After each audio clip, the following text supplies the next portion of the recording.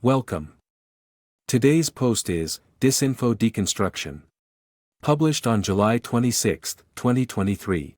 Disinformation is arguably the most important topic of them all. Almost everyone is sure they are correct, and that most everybody else is wrong. So, this time let's think critically and focus on the things that are widely believed yet definitely wrong. If you don't regularly challenge yourself and argue against yourself, then odds are you have a lot of lies clogging up your reason center.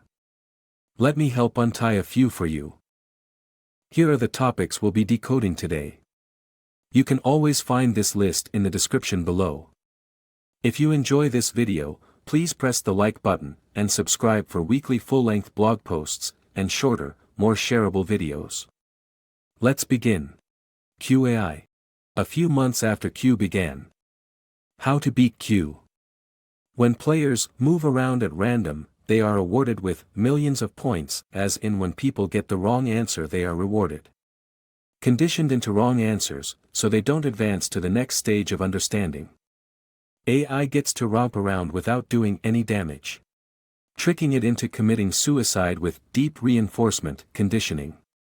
Space invaders, not Qbert, is in the system. As in someone invading the space of Q. They are taught to jump off the pyramid, i.e., instead of focusing on the Rothschild/Soros/Sod, they get conditioned to look elsewhere. This list of central banks, for example, it was removed originally from the original final bake until Q specifically requested it be included. This is why there are posts asking Q if the map is good. At the time, Q posts were passed around in images only, because it had been sabotaged before.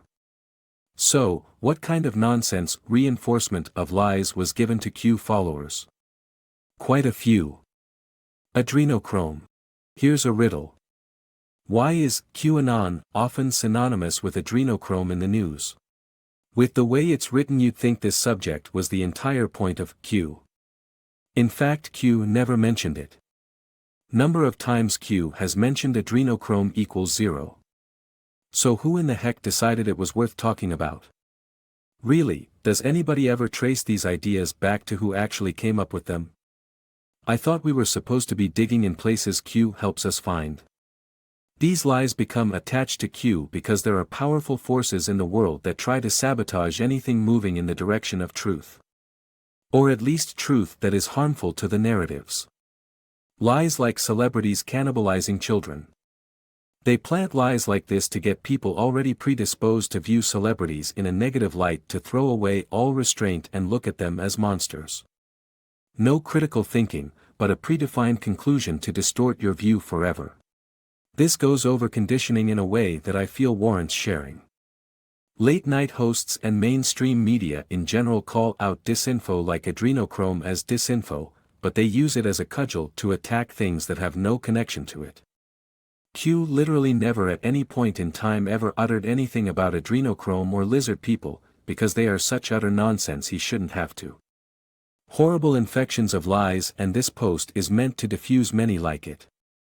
They tested all the different disinfo pushes and some tricked better than others. Insanity, or perhaps I should say, schizophrenia, given the symbolism of the drug they inject, and it allows them to use it as a cudgel to beat anyone by association. Focus on the pineal gland. Pin equals symbol of someone/something to be pinned for a crime. Like the anti-Semitic push. I can't begin to tell you how many bots I've seen pushing that crap. How many times did Q talk about the evil of Jews? Not a single time, because it's disinformation.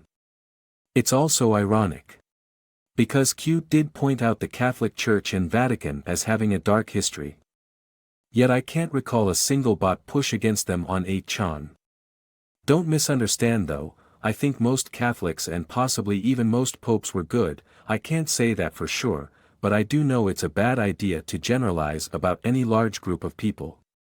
Even so, if you were going to point out whether Q had pointed a finger at the Vatican or Tel Aviv, well, the answer is clearly Vatican, yet disinfo is crystal clear in trying to get you to look the other direction. The lies persist because of layered narrative control that often gets misunderstood. It's a lot more control than just the mainstream media narrative all conspiracy theorists reject. The internet search algorithms are controlled by people with motives to push lies, and therefore if you disagree with the narrative, then they make sure you get funneled into the disinfo camps. Note the publishing a useful and informative redirect page after being taken down. As Q put it, reroute traffic. Convincing someone they believe a lie can be difficult. It may help to try and put the shoe on the other foot. When you understand the motivations, the lies become more obvious.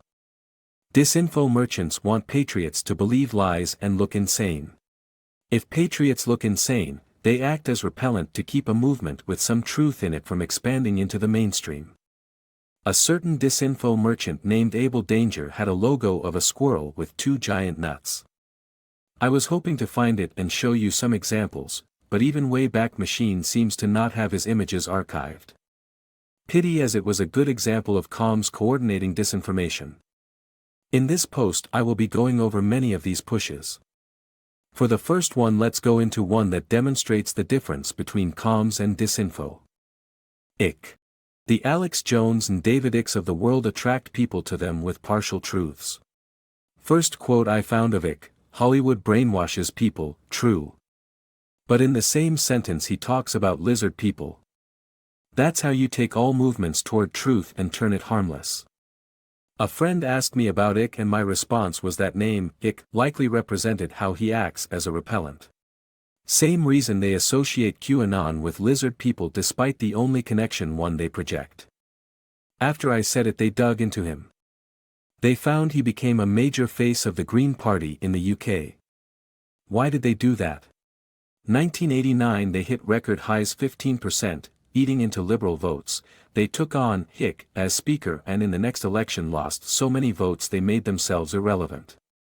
Ick, indeed. His big insanity was lizard people. Why did they pick lizards? There is a reason. Disinfo Decoded, lizard people. Note how it became connected to QAnon in mainstream media. Once again, Q never said a word about it. Lizard people. Sure, it's as insane a concept as someone could imagine, and as such works for the purposes of maligning any it is thrown at, like being spit on, but who came up with the idea of lizard people and why? This is where we get into symbolism, because when you know the real story it untangles everything and lets you see the real world. The origin of the lizard people story is from the Los Angeles Times, not a tabloid, January 29 of 1934. If you read that piece you will notice the story is much less about lizard people than it is about hoarded gold. Specifically, lizard people are hiding gold that the writer has located via radio X-rays. Why did someone make a story about lizard people with massive underground pockets of gold? What else happened that week? January 29, 1934. LA Times, lizard people hoarding secret gold-filled tunnels. January 31, 1934. FDR Gold Reserve Act, mass gold confiscation. Storage of massive amount of gold confiscated from the American people. With that context, it goes from an insane lunatic spouting nonsense to someone giving condemnation of the direction government was taking. So you may ask, why lizard people?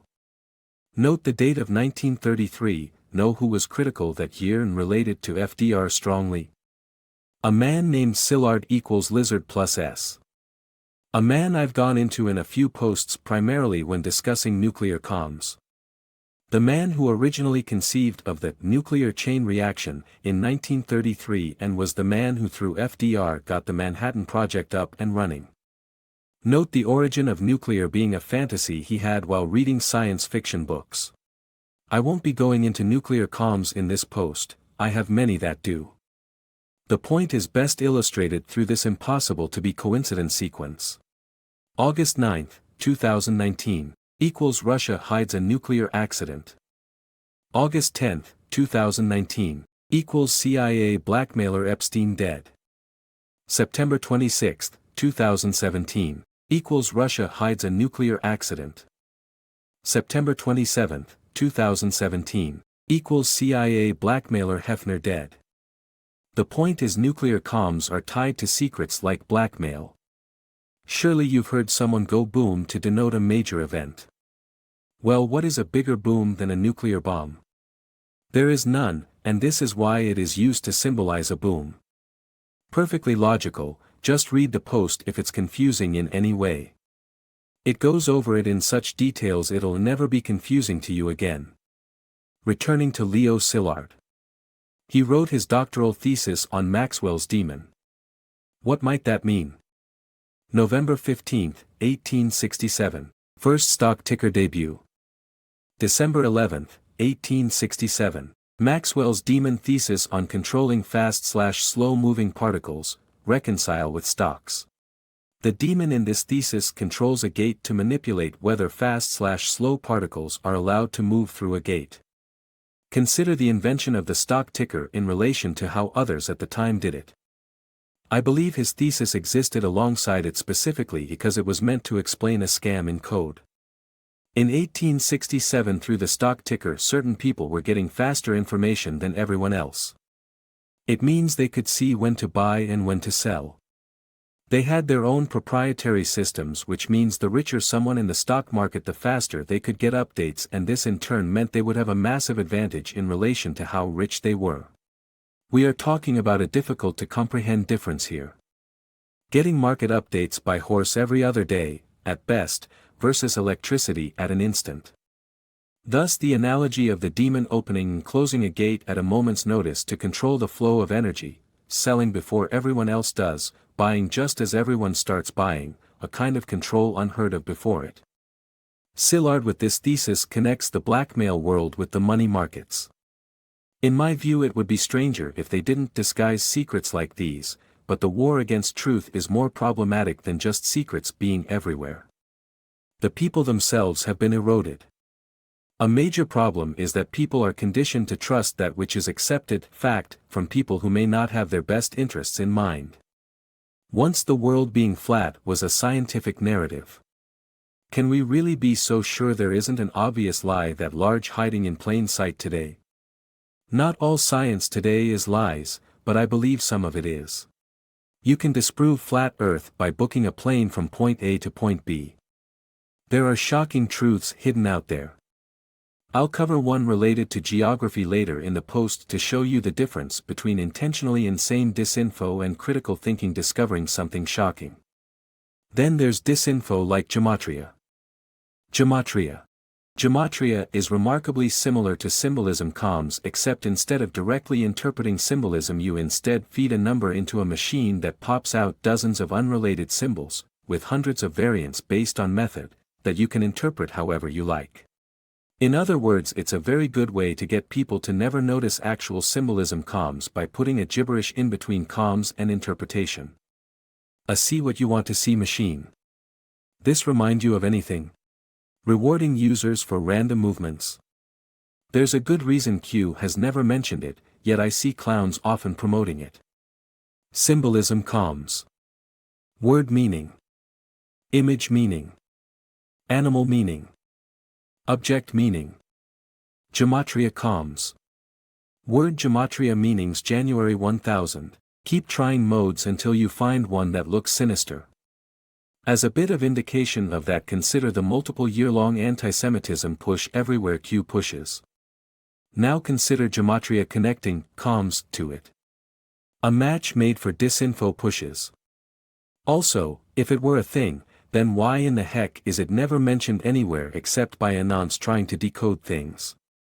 Think about it. If it were a thing, there'd be tons of slip-ups from CIA or celebs, or it being mentioned in declassified documents somewhere that Q highlights, but no, it's just a magic solution.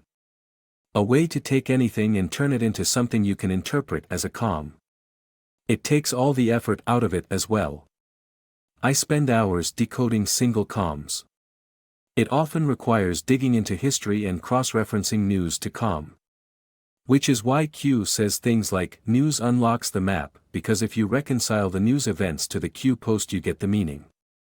Same thing is true of most comms out in the wild. It takes effort and time, not a symbol generator. Most symbolism comms are various groups of clowns commenting on the real news is going on at any given moment. Nothing perverted, just clowns making a statement. February 11, 2021. 8-year-old border collie named Lulu inherits $5 million. February 11, 2021. Biden begins process necessary to cut off billions used for border wall funding.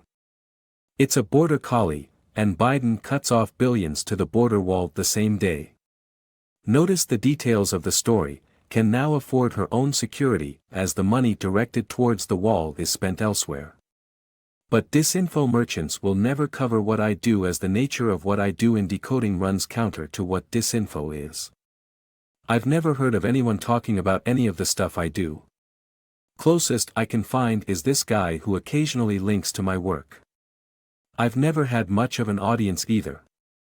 I've worked more hours every day than a full-time job on building an audience for over 5 years every day and never asked for a penny.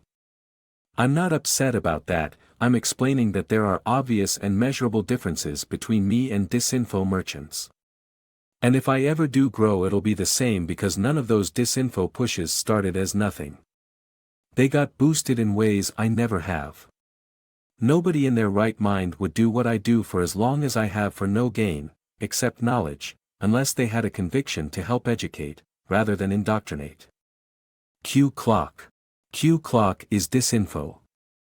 I remember trying to figure out what the heck it was for hours a long time ago, and eventually I found this Twitter post that gave the entire history of the Q clock, and it was just insanity. People who pass around the Q clock when pressed about it typically have no idea what it meant other than vague Gematria-style interpretations. The Q clock only appeared after this post. Meaning Q was talking about actual times, and by graphic Q meant the Q map, which at the time was giant images being passed around. Q sites became a thing quickly afterwards. And then a clown created that stupid clock to confuse people using this as proof, when in reality it's the other way around. So yeah, garbage. If I could find that thread again, though I'm sure Twitter banned them at this point as they did 90% of Q followers, I recall they actually had proof that that stupid Q clock appeared after. Even though the Wayback Machine capture documented the first appearance, and it was 100% after this. Meaning that proves it was Disinfo. To date I've seen it in countless posts, and every single memory I have of anyone talking about it falls into 3 categories. 1. People, possibly clowns, pointing to it with exclamation marks with grandiose claims of great meaning, trying to get people to spread it around. 2. People who spread it around without knowing what it is and copy-pasting the former category. 3. People who are perplexed by it and ask what it is and how it works and get no answers or vague ones. This template is the same as many other Disinfo pushes. Here is a tutorial. It asks us to take points of time in relation to one another based on the angle of a 12-hour clock that displays half a day, not a military clock, so that means that the entire legitimacy of it hinges on the person who originally created the clock aligning the dates correctly. Because you'd get completely different results if it was based on a military 24-hour clock, or if you chose to put the dates in a different overlapping fashion. Honestly, it reminds me of Gematria even without the mirroring, in that it purposefully ignores Q's guidance and invents a cipher so that you look at the cipher instead of doing what Q asked. It doesn't ask us to look at the times in relation to each other, but that there has to be a cipher in between the relationship. Which is identical to Gematria. 'Cause the whole reason Gematria is garbage is that instead of interpreting it directly you have to interpret what you get out of a number machine. This is literally the same trick. The specifics of how you use the Q clock are as follows: you pick a date and use a ruler to trace it to another date in relation to that based on the angle of a clock. The dates that match up chosen by whoever originally made it are meaningful for some reason that isn't explained, and if you get enough people to look for enough hours they'll find patterns in anything, and the top of those proofs can be what brings other people course. For every proof that works there are literally quintillions of ones that don't, because it's all noise. You could rotate the dates 20 degrees and get completely different results and have the exact same chance of making a connection.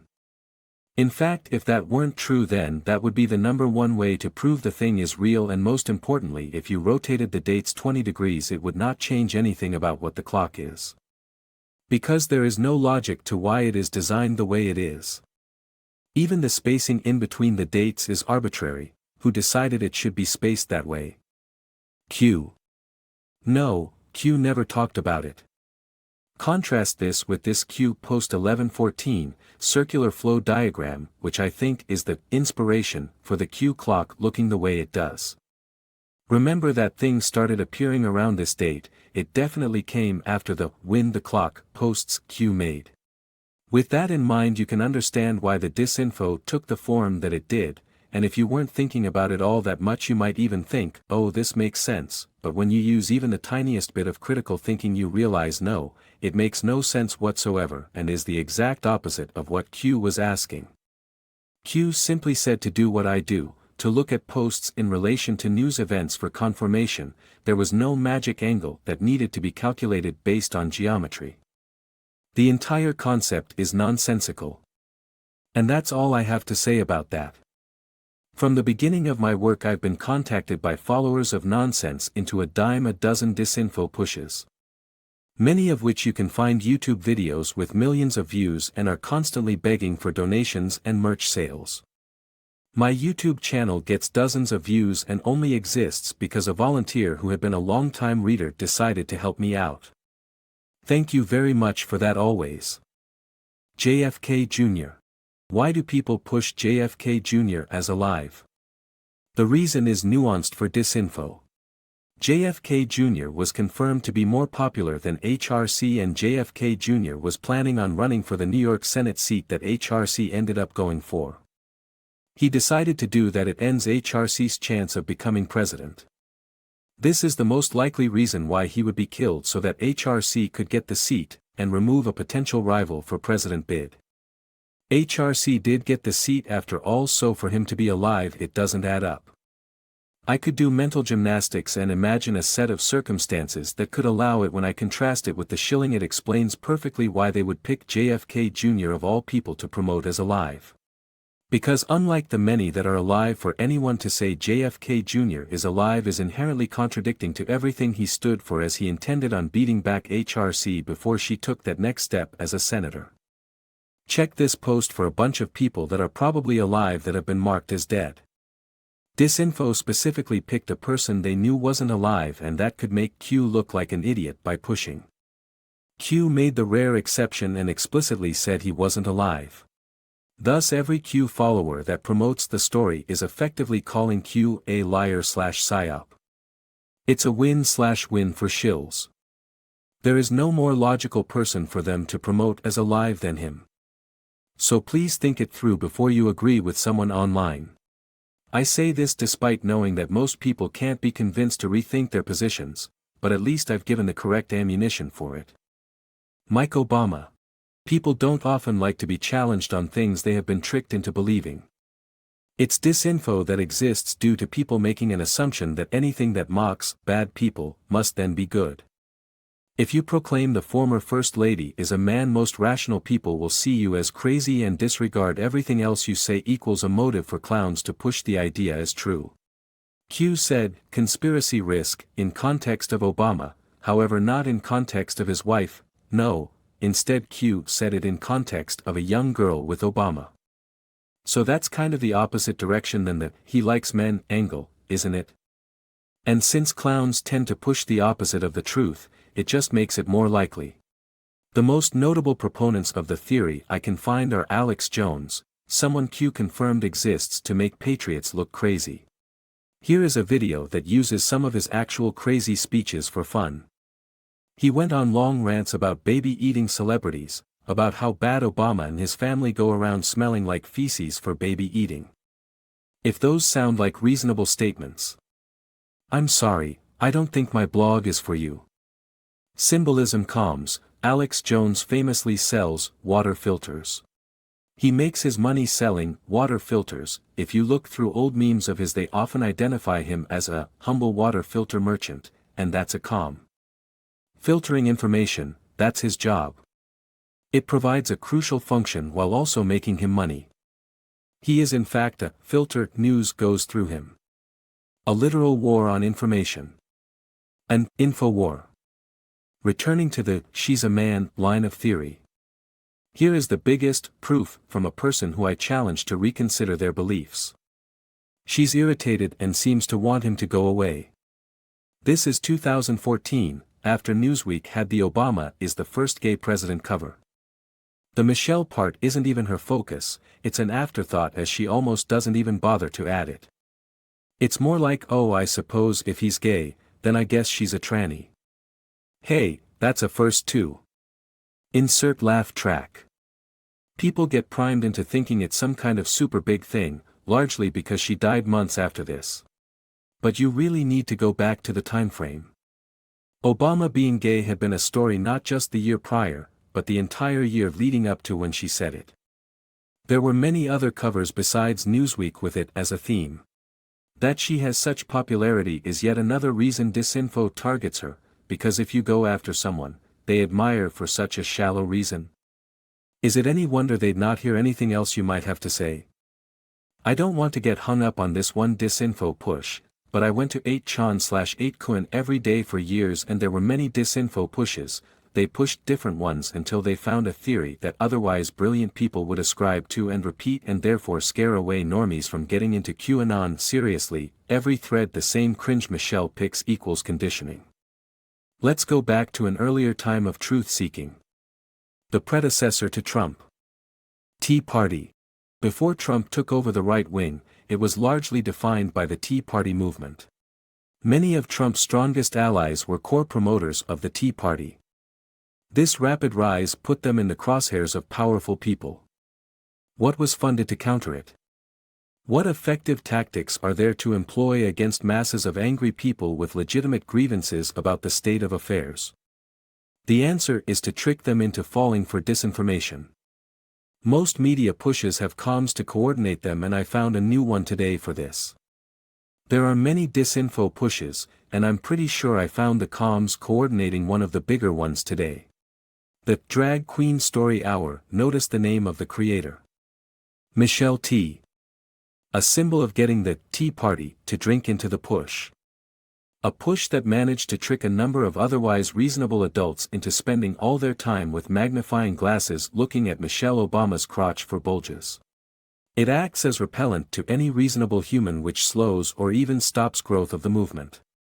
Michelle T. plus Drag Queen Party. Getting the people of the Tea Party to drink this idea of Michelle equals drag queen. People who, if not for the trickery, would be gaining political traction in a healthy way. Instead, they become mentally ill. When on Twitter I talked about this, I got multiple people informing me of proof, in the form of video, that if I take a magnifying glass and stare I can see it. I saw nothing and felt like a pervert for it. But then that's the power of priming on the uninitiated. I remember hundreds of posts of people doing the same on 8kun, people trying to get other people to see it by examining really close and letting confirmation bias kick in. Many people really thought they saw something. But then many people think they hear words when they play music backwards. The truth about secret music comms is much deeper and darker, but then that's exactly why they push the cartoon version as true. Secret surrealism with no purpose so that you don't see a secret truth with a purpose. I noticed this next comm through drudge placement. Amazon plants fake packages in delivery trucks, trap drivers. Dummy packages. A comm about Disinfo for dummies. The ones that see through it have to fight others pushing it instead of gaining traction for correct beliefs, so even for the people it doesn't trick it still does damage. Okay, I actually looked into one. And the comm is comically obvious. As expected, it isn't confirmation. They have a secret double life that sometimes manifests itself in bulges and mispronunciations. LOL, no, listen carefully. Michael equals common insult used to demean the Obama family. Jack equals Twitter. Jack is deployed today, a signal for clowns on social media to push narratives about Michael. Let's return to the drag queen shows as they coordinated this push. A lot of digital pushing comes from overseas. February 19, 2013. Michael, theory, origin date. February 20, 2013. That time I got reincarnated as a slime. A popular series began at the same time as the theory got its legs. Why would this show be the marker? It's about an ordinary man who becomes a slime. As in a way to describe someone as disgusting. Moreover, the core plot of the show involves this slime gaining more and more followers and ruling over them as a king. Just like a Disinfo site. Repurposing groups of right-wingers and even monetizing them. Often they will be hit with donation drives. Most Disinfo channels will ask for them. They got popular through the push, but their payment comes from begging their audience. April 26, 2022. That time I got reincarnated sequel. April 26, 2022. Megan Fox, Machine Gun Kelly drink each other's blood for ritual purposes. This is painted as a real story, but you have surely seen the push this is trying to invoke. I have many times. I don't think I've ever seen an article about Q that actually talks about what Q says. It's always one of these pushes, and they always pretend like that's what it's about. Anyway, even if I'm wrong about the foreign push, I'm confident about the domestic one. I'm also hoping this push to restrict these shows is a sign Disinfo is on its way out.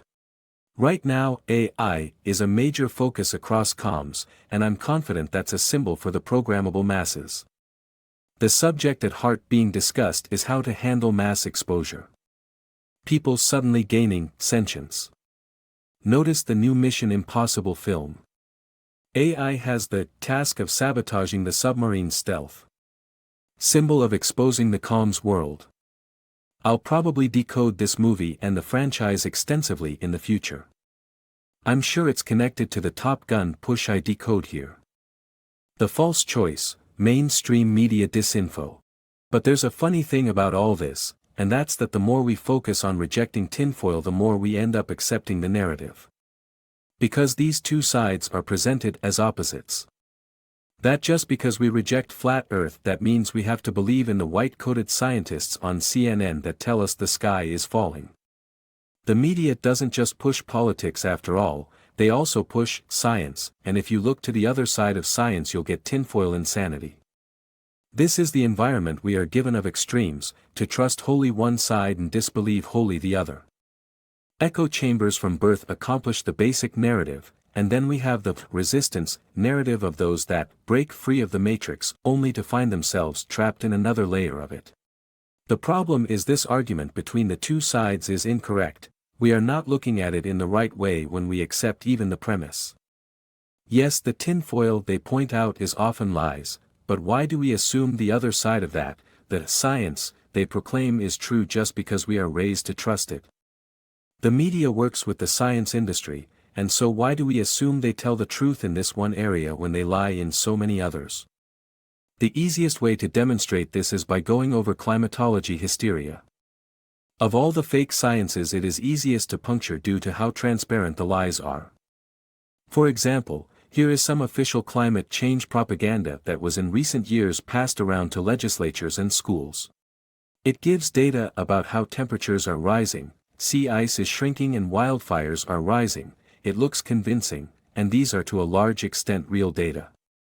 However, it's also a lie and can be easily proven to be a lie with just a little bit of critical thinking.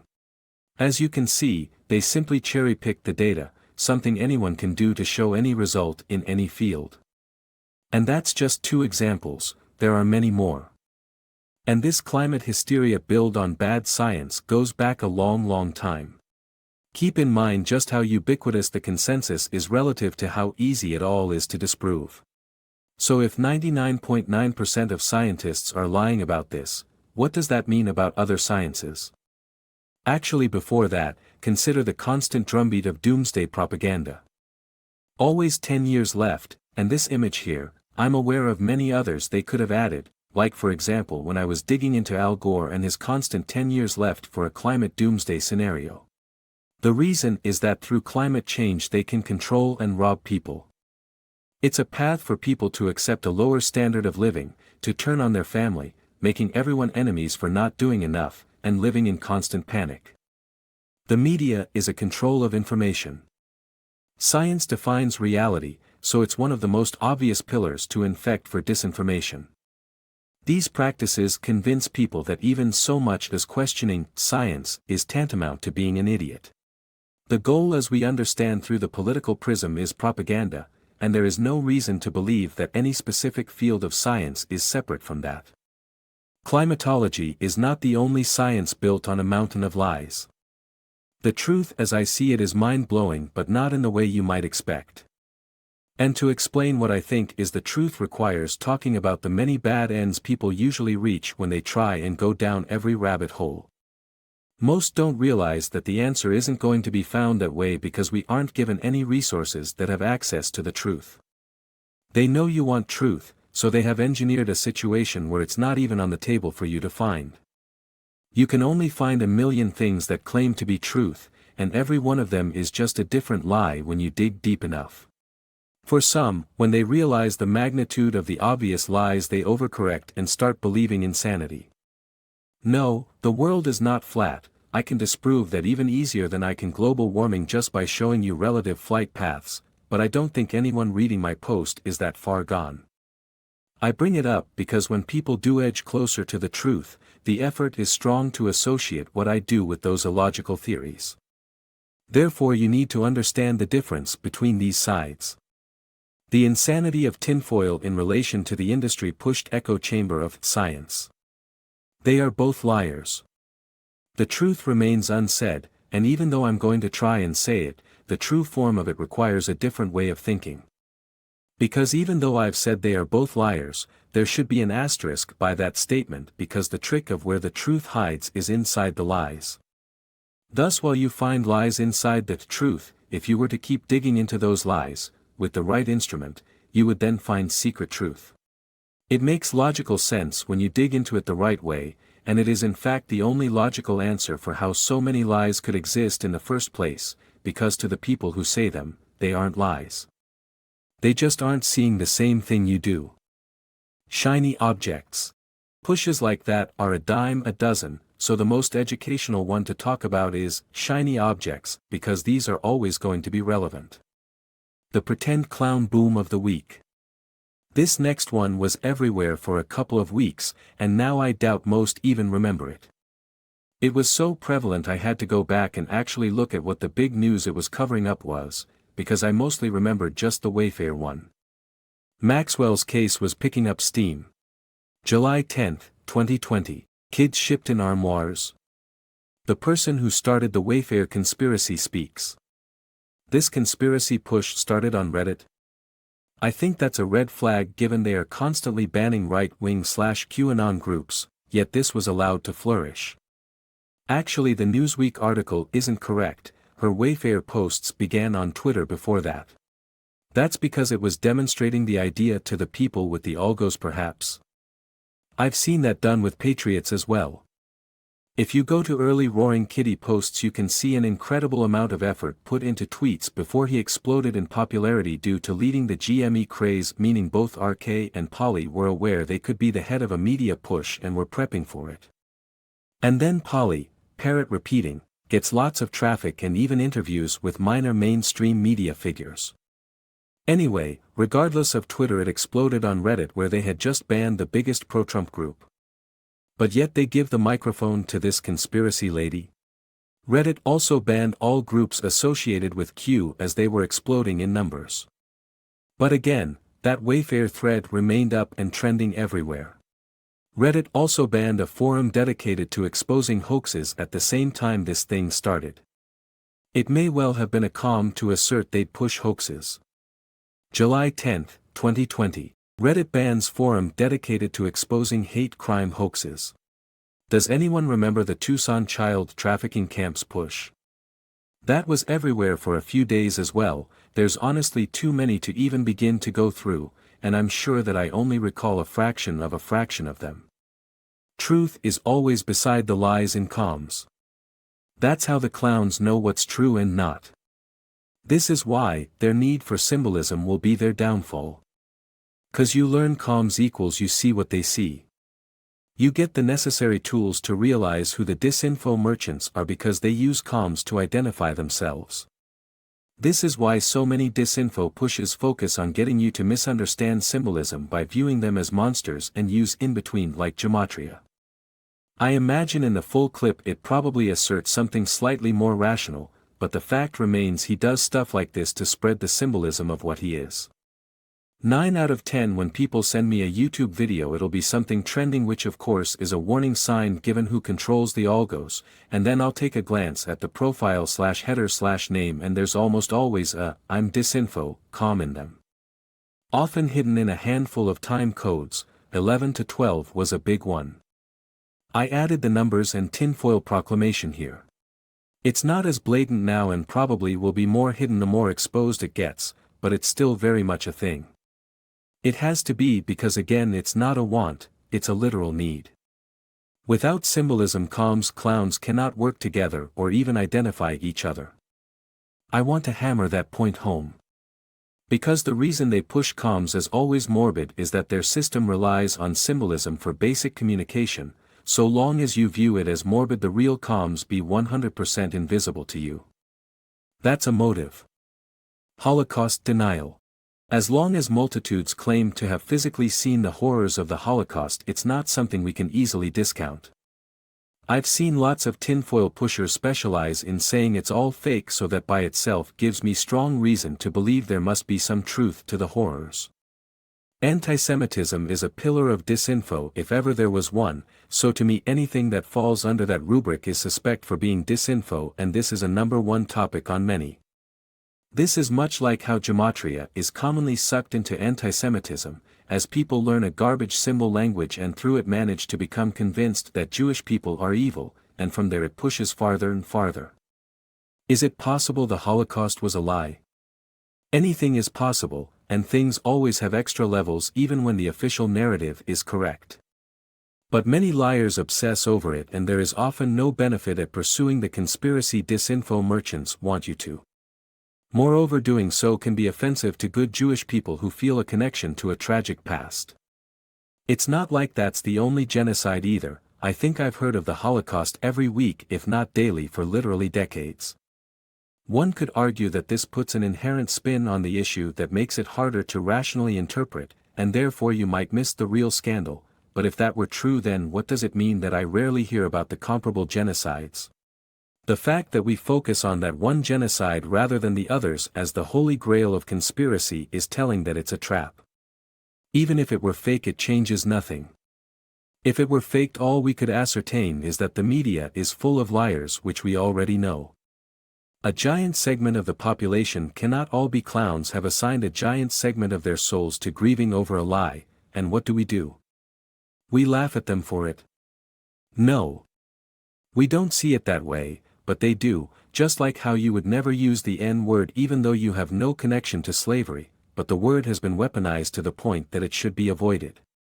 You wouldn't verbally harass someone, and that is exactly what either scenario does to kind people who cannot be easily corrected in how their minds have been tied into knots by disinfo. This is why when disinfo merchants want you to pursue a line of reasoning, it's better not to. It doesn't matter if it's true or not, because the very act of discussing that potential has been made to be destructive. I appreciate the idea of a sterile obsession towards objective truth, but in the real world we must be practical. Having said that, do my decodes say if it's real or fake? January 24, 1940. Grapes of Wrath premiere. John Steinbeck. January 25, 1940. Pro Hockey. Highest score record to date in original Guinness Book. January 30, 1940. The Holocaust, one of several origin dates. This is just me looking for patterns, but I can imagine a scenario where they wanted to paint an already clearly evil Hitler as evil as possible. So they exaggerate so as to mobilize people to stop the horrors. So yes, it is theoretically possible that it's exaggerated. But whether true or not, we gain nothing by focusing on it. Even if people were just imagining what they saw, what do we gain by rejecting it? You can question anything, why not question something that has a point to it better than demonizing a group of people who have been demonized for centuries? Unless it's Satanists, I doubt it's warranted. There are still more levels to decode here. June 13, 1942. Roosevelt creates OSS, predecessor to CIA. Hides Nazis. June 14, 1942. Anne Frank Diary begins, published years later with Roosevelt forward. Note the creation of the predecessor to the CIA same day as Anne Frank's diary. Note the diary has a foreword by Eleanor Roosevelt, and of course the OSS was created by Franklin Roosevelt. By itself that may not mean much, but consider the symbolism of the diary in context of what the OSS was. It solves itself. Operation Paperclip, as in Nazis hiding from the stigma of being Nazis. Just like in Frank, they were in a bunker of sorts, keeping them safe only as long as they remained hidden. At that moment in time, moving Nazis into the US, and the most important thing is keeping them quiet about it. How could you do that? And Frank is how. Probably the very first mission they got was to read it. July 17, 1945. Potsdam Conference begins. Big Three arrange specifics of Germany fate. July 19, 1945. Anchors Away film Navy recruitment to Hollywood. July 20, 1945. Operation Paperclip begins. Nazis joined U.S. ranks. Using a victim as a teaching tool like this. That's likely the point here. It was a message to all Nazis hiding exactly why they must stay silent. Thus the book is written by Frank, as in bluntness, about the horrors of what the Nazis did. Thus as Nazis in hiding read it, they realize exactly why it is they can't assert they were one. You may have a hard time accepting that people would be proud of being Nazis and want to talk openly about it, but that's 2023 talking. Back then they wouldn't have known that Nazi would become a catch-all term for evil. At the time they would have viewed themselves as moral, thus they needed a calm spelling out why they couldn't open their mouths. It's not always easy to put yourself in the shoes of a different time, but it is often a necessity to understand contextual calms like this. June 25, 1947. The Diary of Anne Frank, Hiding from Nazis, with Roosevelt forward. June 25, 1947. Sugar Ray kills Jimmy Doyle, first title defense in ring after having dream about it. Sugar Ray accidentally kills the boxer in his first world title defense. He did so after having a dream that he would murder him. That fight was the same day this famous diary about hiding from Nazis was published. He then buys the mother of the dead boxer a new house. Consider the environment. He was champion of 3 NYSAC, NBA, ring, titles, and the story included a dream he had that he would murder the man, so he initially pulled out before a priest convinced him to fight. Read that bit carefully. A priest convinced him to fight despite his belief that if he did, he would kill the guy. So because of the priest he kills the guy. Why is that interesting? Who smuggled the Nazis? Priests.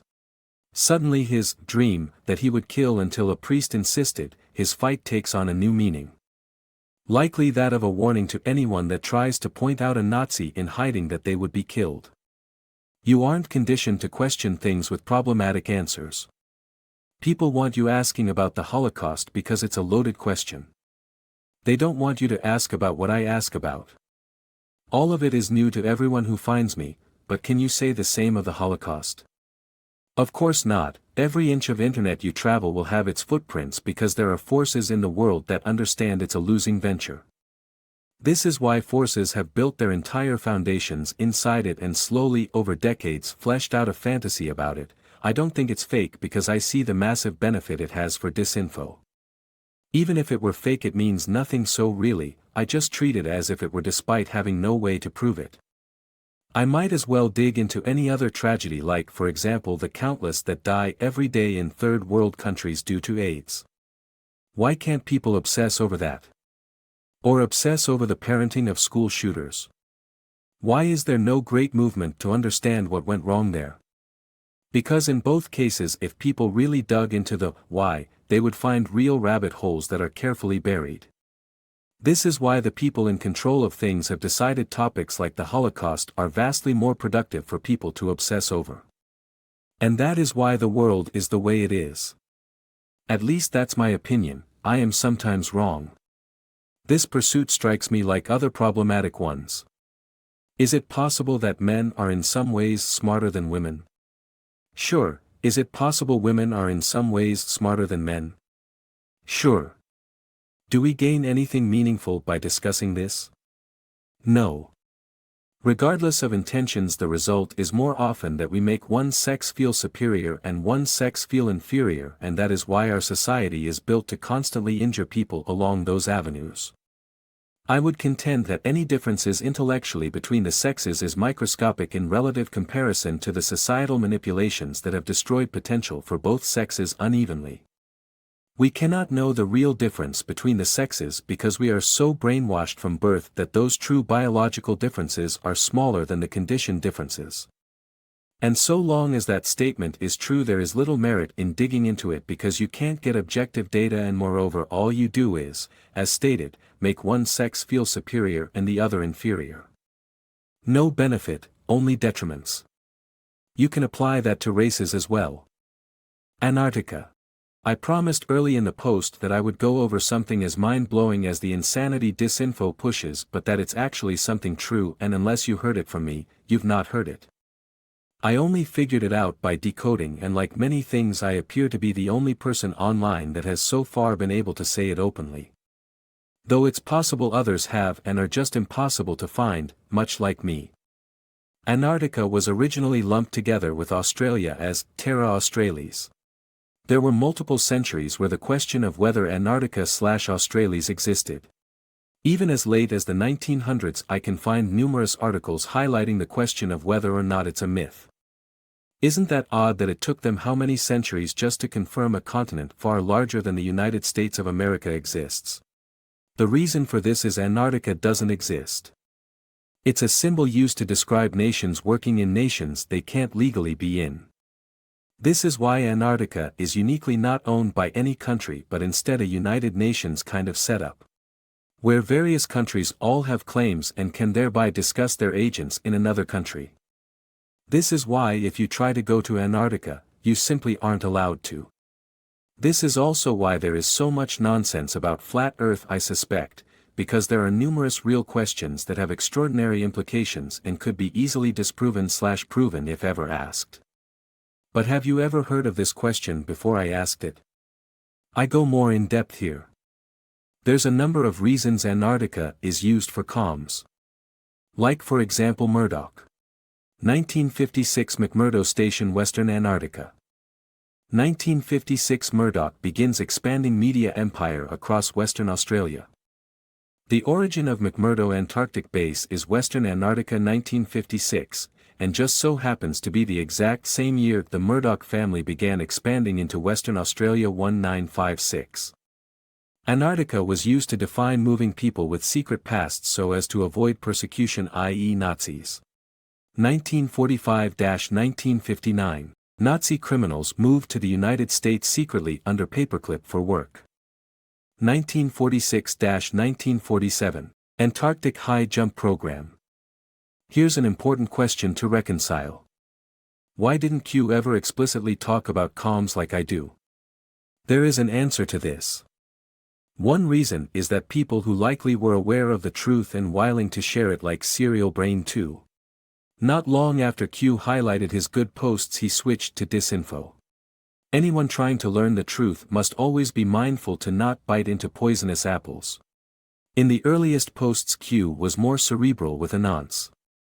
Q tried to awaken as many as possible to the world of symbolism comms without simplifying it, but when it became clear this wouldn't work, Q transitioned into making the posts easier to digest so as to avoid misunderstanding. Q Tyndale translation, decoding. Q306 is a good place to start. News unlocks map. Future proves past. Why was the Lord's Prayer posted? Which version? Why is this relevant? What just came out the Lord's Prayer? That line references this. December 8, 2017. Pope suggests changing words to the Lord's Prayer. The Catholic faithful will no longer say, "Do not submit to temptation," but, "Do not let us enter into temptation."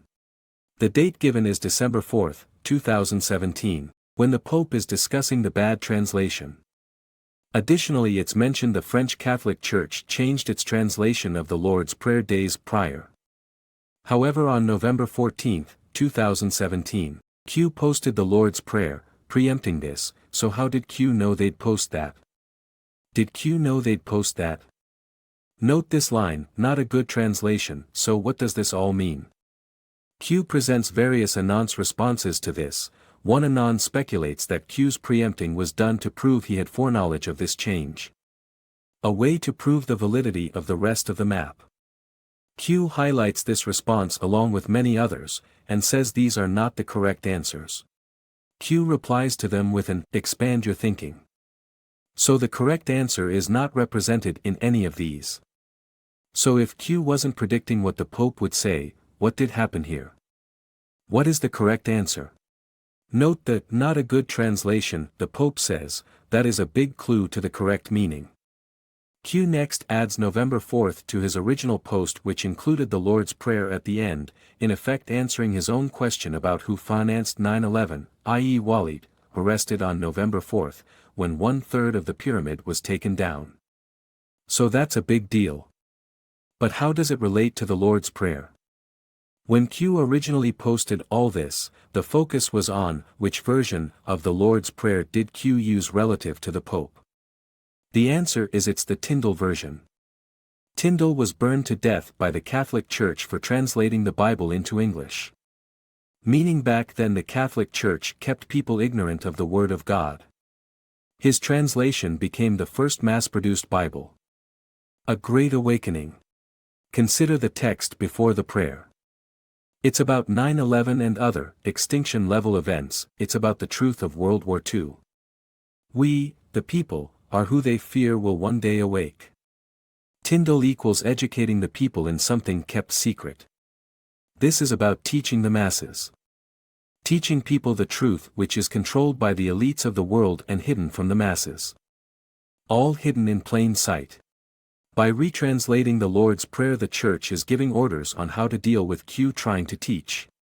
That when patriots teach the truth to the masses, Tyndale's symbolism, clowns will change the translation, meaning they will be shoving disinfo down our throats. That is after all exactly what has happened. However, before I get into the disinfo, note that the sequence supports this interpretation. November 14, 2017. Q154 Teaching Comms Post Q's Examples. Q155. Underscore CONF underscore DTT underscore caret underscore V891 underscore 0600 underscore yes. Underscore green 1 underscore 0600. Bunker apple yellow sky, +1. Yes. Godspeed. Note 156 shows Rothschild, keep that in mind for the teaching comms. Q156. Note the comms directly after teaching comms post. Q spent a ton of time after on it. November 21, 2017. Q175 to 178. All of these posts directly involve Q going through these comms again. Over each part, constantly saying, learn to read the map. Note 178 ends with, we may have overestimated your ability, trying to challenge us to figure this stuff out. November 21, 2017. Q179 to 181. Q179 is an Anon attempting to decode the sky/green comms, to which Q becomes much more blunt about what the comms mean. Then in 181, Q replies to Anon's frustration with an explanation on why it has to be this way. November 21, 2017. Q183 and Anon gets the correct decode. Captain Mike Green doing something with a helicopter to Rothschild's, Green, had a mission. Bad guys countered and people died. Mission failed. Images compare Q's 179 hints to the Anon's 183 explanation. As for what actually happened, future proves past. November 16, 2017. Green/sky comm. November 17, 2017. Helicopter pilot killed in midair crash named as Mike Green. Police scour the crash site, the former seat of the Rothschild banking dynasty, for clues. Rothschild equals ++ as covered above, so the point is Q was laying out comms to prepare for a Rothschild takedown. However, instead the Patriot was taken out due to a rogue operator embedded in tactical observation. So this attempt at teaching comms failed for two reasons. 1. The op that was expected, Rothschild down, didn't happen. But it is clear that was what was intended as the ++ equals Rothschild. And Rothschild's above Pope, thereby connecting it to the translation comms. Good guys try to teach comms, bad guys try to push disinfo. It's just common sense really, and unfortunately because clowns control the platforms/algorithms it means that disinfo will always get boosted over correct decoding, one of the reasons I've always been a tiny voice. Consider for a moment. If two brain surgeons send comms to one another, they might talk about chemicals and biology neither of us would understand, and those comms will work perfectly for them, but would be impossible for us to understand. However, are most clowns brain surgeons? No. This is why most symbolism comms are built from basic symbolism meant to be understood by a larger swatch of clowns with a varied lexicon. This is why I often decode things as A equals B, because there are just a handful of tricky comms that need to be understood to grasp a lot of what's hidden in the world. But people often misunderstand this. Symbolism comms are never to be viewed in absolute terms. Just because something can be A equals B does not mean it will be. The bulk of viewers of anything with comms in it will be non-comms aware people. Thus much of what's in most comms is arbitrary fluff. Much of that fluff will include things that could be comms, but aren't in that particular instance. Q's posts do not have a high amount of fluff, like some news comms. I'm using Q's words because he comments on the pitfalls. Context is the key, taking a step back and really looking at what is being said. Not the background details, but the primary thrust. The focus. Doing that will often narrow down the key points. Then from there we can deduce supplemental comms to the focus versus arbitrary details that fill out the space. Think about it like charades. How do you convey things in charades? The answer is you use motions, you mime. Then the focus in charades is the motions. The arbitrary details would be everything except the motions in that specific allotment of time. They are yourself in their shoes. A message needs to be sent without directly saying it, so how have they chosen to do it? Because, to take the charades analogy further, imagine if they had more time to prepare for charades and knew what they needed to charade. Might they pick clothes to better convey the message? Yes, they would. Then clothes wouldn't be arbitrary anymore. Or they might pick a location to do the charade in that gives away more of the meaning. But no matter what they use to send the message, there will be a focus, and there will be arbitrary details. However, even that necessitates that we understand, at least vaguely, who is who and what is what. We are often eavesdropping, and we might be catching a reply to a question we didn't see. Or we might be seeing commentary on an event we aren't aware of. If we didn't catch the beginning of the conversation, how are we going to decode the next part? We won't. We'll get it mostly wrong at best and frustrated and quit at worst. All because we didn't realize that we didn't have the necessary puzzle pieces to solve. I get a decode wrong, it's usually for that reason. Often I'll end up seeing a comm days/weeks later that's easier for me to read and corrects my bad decode. And almost always it ends up being because I was missing a crucial puzzle piece.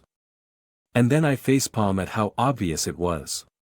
The point being, applying symbolism comms won't help if we don't know what's going on to begin with. This is one of the reasons I focus on historical decodes, as through them, we gain an appreciation of how we got here in the first place. Once we know where we are, we can see where we are going, smiley face. There are many types of comms and venues for sending them. The best way is to find a source easy for you to read and then keep solving comms from there until it's like breathing. Then expanding outwards to other places. Q is good to read for fluency, but make sure you do it in sequence. Don't just search keywords, find the post in sequence, recognizing that Q both educated a nonce as well as sent signals to other parties. Simply lining up news event comms around the same timeframe as Q posts give away a ton of what has happened in the past 3 years. News, comms, unlocks, Q, map. We are usually going to know less comms than the sender/receiver, so keep in mind we won't always have all the words to the sentence. We also aren't as likely to know the sender's affiliation at a glance. We won't know their strings, their comm style, accent in a language.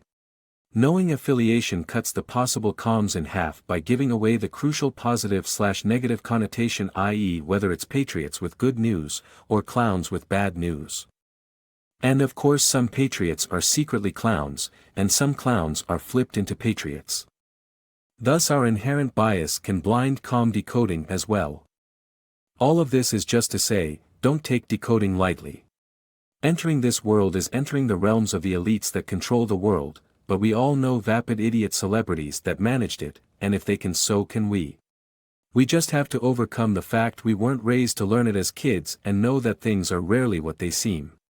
We were instead brainwashed into being compliant sheep that accept things at face value. We have to overcome that handicap, and we can. The 666 works often through unconnected people. This has the advantage of making criminal charges nearly impossible to connect between upper levels to the lower levels, but this also has the disadvantage of parties just assuming they are on the same side when really many are flipped and just acting the part. This post was a mishmash of new stuff from this week I decoded, including some I decoded the literal day of posting, old stuff across a bunch of posts, and my old Disinfo post. So if it feels a bit janky in places, that's why. I came close to spending another day on this, but I'm too eager to get to decoding new stuff. Pretty much what always happens. One of these days I'll take my time and make a perfect post. I just am in too much of a rush to answer as many questions as possible. You know, it's partly readers' fault for giving me so many leads. XD, you can do it too by joining my Telegram. For now, they are still manageable enough that I check every single one and reply to every single one labeled request, albeit I can't decode them all as some require dozens of hours. Telegram chat. Join the Decoding Telegram group. This has been Disinfo Deconstruction.